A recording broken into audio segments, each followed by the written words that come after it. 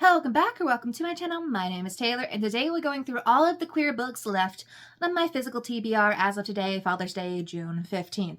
There may be some that you'll see in an upcoming reading vlog depending on how quickly I get to them, but I digress. Before we hop into the video, remember to like, comment, and subscribe if you love all things books.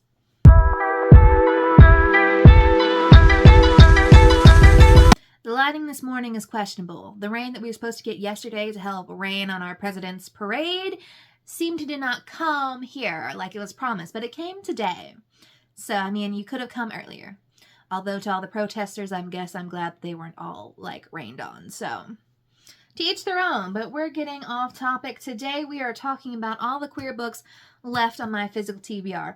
There are 2 books that I pulled for this month's TBR that I'm still planning on trying to get to and read. This week, I went on a graphic novel kick, which you'll see in my last queer reading vlog, but that has consumed my life. Queer graphic novels have consumed my life in the past week. So have I been ignoring my physical TBR? Maybe. But hey, I've got 1, 2, 3, 4, 5, 6, 7, 8, 9, 10, 11 books. Then 1 Christmas book that I'm not going to show in this video because it's June.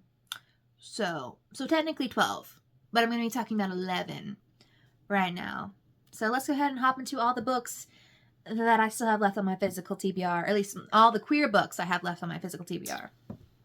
So I have a good mixture of genres here, so I'm just going to pick them off in the order that they are sitting in front of me.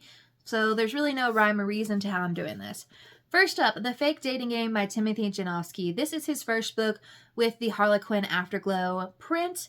This one is, as far as I know, fake dating TV show, gay. Listen, I don't remember much about some of the books I have bought here, but I know I will enjoy them when I read them for the most part.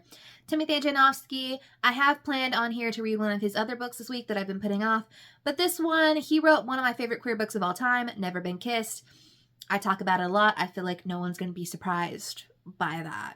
So I'm excited to read this one. I just haven't picked it up. Maybe I'll pick it up this summer.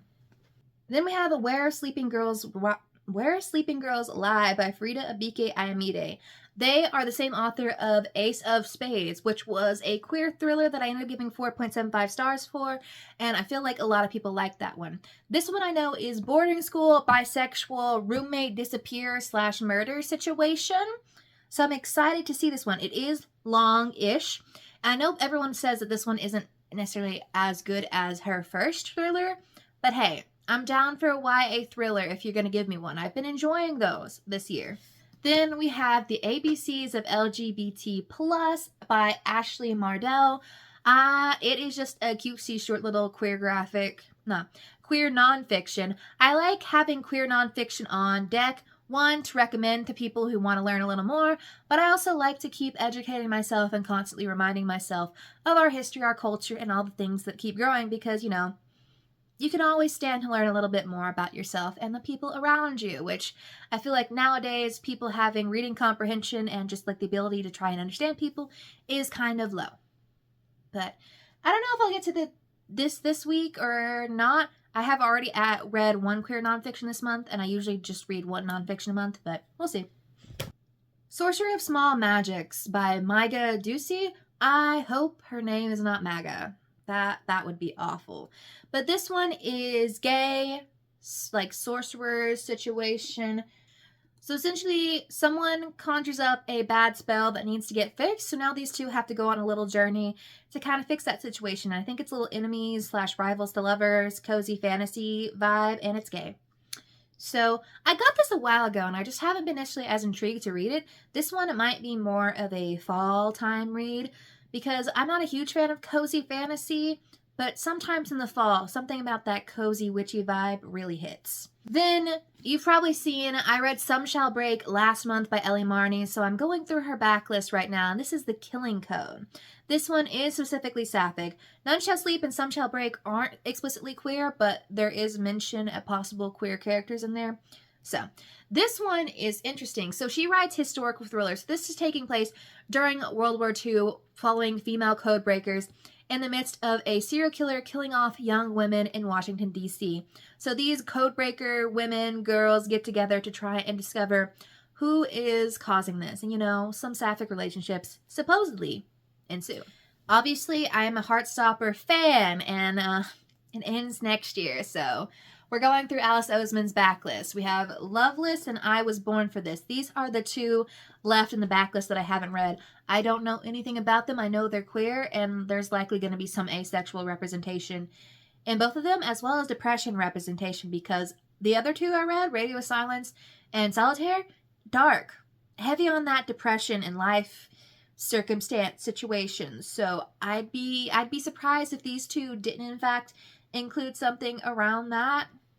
These are the two physical books that are on my TBR this month. Deathless Divide by Justina Ireland. This is the sequel to Dread Nation by Justina. I talk about it in my queer reading vlog, but essentially it takes place in the 1880s, following the Civil War, where a zombie apocalypse arose, and now all formerly enslaved women are being trained to be essentially the guards for white women to keep the zombies away, and then a lot of things ensue from there. Then we have New Adult by Timothy Janowski. Again, I talk about it in my queer reading vlog, and I talk about this over and over again. This is the one I've been putting off. It's essentially a queer 13 going on 30 retelling following Nolan, who's trying to get his comedy career off the gate, off the ground situation. I'm not really sure what I was going there with that, but he's waiting for his comedy career to take off. That's where I was going with that. And then he wishes on crystals one night, and then he wakes up when he's 30, only to find out that his career has taken off, but his social life might have taken a dive. Say a Little Prayer by Jenna Voris. One of my favorite 5-star queer reads from last year was Every Time You Hear That Song by Jenna Voris. Really great sapphic / bisexual read if you're wanting that, if you love music. This one I think is going to be real cheeky and fun because it follows Riley, who is essentially sent off to Bible camp after going off on a student who was talking about her sister having an abortion. And while she's at said Bible camp, she sets out to commit all 7 deadly sins, but also she might be falling for the preacher's daughter. And you know what? Sounds great. Sounds messy. Sounds fun. Then we have The Severed Thread by Leslie Vedder. This is the sequel to The Bone Spindle. I don't know if there's a name for this series. I'm not completely sure. The Bone Spindle is essentially a reimagining of Sleeping Beauty and Little Red Riding Hood. And in the first one, our female woodsman here, essentially has a little romance with Little Red. And lots of things ensue from there.